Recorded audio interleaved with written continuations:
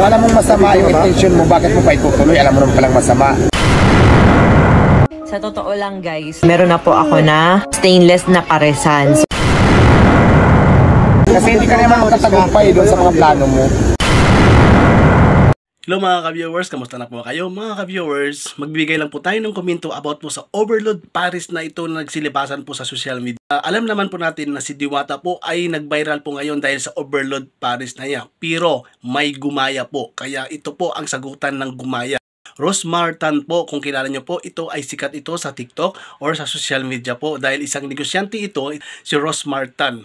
Alam nyo ba yung mga ka-viewers, pinatulan po ni Rosmar Tan yung nag-comment po mismo dun sa parisan pinost sa feeds niya ang dahil nagsabi daw nga gaya-gaya ito kay Diwata. Hindi niya alam nga itong si Rosmar Tan ay matagal na palang may parisan pero stainless lang yung ginagamit niya at mga soriso. Alam niyo ba mga ka-viewers, dahil po dito nag-PM po si Rosmar Tan kay Diwata kung lugi ba siya sa 100 overload Paris niya. Alam niyo ba mga ka-viewers, sinagot siya ni Diwata for the love na lang kasi hindi naman daw lugi. Alam niyo ba mga na-inspired sa kanya si Rosmar Tan dahil po sa Overload Paris na ito. Isip daw ni Rosmar Tan na mas malaki yung area niya, 1 hectare at saka may aircon pa, maganda naman din yung pwesto at sigurado siya na ma-relax yung mga customer. At dito na kumuha ng idea si Rosmar Tan. Hindi po gumaya si Rosmar Tan.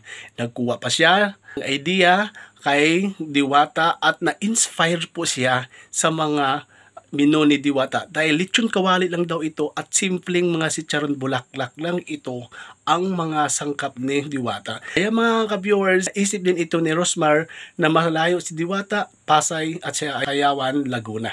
Mga ka-viewers, panoorin nyo po ang komento ni Martan para po malaman ng mga buzzer or mga nagsasabi na ginaya si Diwata at hindi nyo alam ng mga content creator na yon ay may mga kontak sarili nila. At sobrang inspired daw talaga sa kay Diwata. Kaya mga ka-viewers, hindi ito gaya-gaya kundi inspired ang ginawa ni Rosmar kahit mayaman na siya, pero tintry niya po yung Overload Paris para makatulong din siya sa mga mahirap. Panoorin na po natin mga ka-viewer yung komento po ni Rosmar Tan. May nag-comment, sabi niya ginaya niya ang diskarte ni Diwata. Sa totoo lang guys, nung meron pa akong restaurant, yung Only Wings, meron na po ako na yung stainless na paresan. So hindi ko lang talaga siya matuloy-tuloy kasi nga super parang nai-stress ako, nahahaselan ako kasi nga ang tagal magpalambot ng beef. Kaya nung nakita ko yung kay Diwata, piniem ko si Diwata, tapos sabi ko sa kanya, hindi ka ba lugi dun sa 100? Ganun. So ayan. Sabi naman niya, for the love na lang daw. Siyempre, may kita pa rin, pero konti lang. Yun yung alam mo yun, parang ang sarap lang din makatulong sa mga tao na magkaroon ng murang pagkain. Kagaya sa Kalawan, siyempre, probinsya yun. So, ang dami mga estudyante na naghahanap ng murang kainan. Tapos, yung place is maraming kubo nga. May air condition din tayo. Tapos, may mga tables and chairs and malawak talaga kasi yun yung first property namin ng asawa ko, yung Our Mansion Kalawan and Resto Bar. So 1 hectare yun. So mag-inikot kayo doon, may parking din. So ayan, totoo naman guys, inspired by Diwata kasi noon ko pa talaga gustong mag-open ng paresan, super tagal na, pero nga parang alam mo yun, napipigilan ako dahil nga iniisip ko ang tagal magpalambot ng beef, ganun talaga iniisip ko. Pero nga dahil nung nakita ko yung kay Diwata na lechon kawali, yung kanyang karne, which is madali lang, syempre papakuluan mo, then ipiprito mo, papalutungin, ganyan. Ayun, doon ako nabuhayan ng dugo doon. Sabi ko, go, this is it na talaga.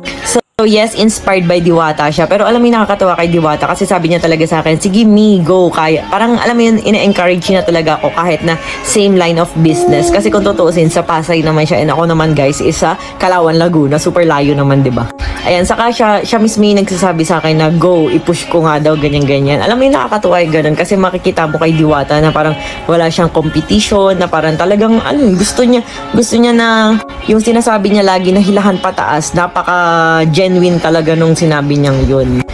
Mga viewers, gumaya ba siya?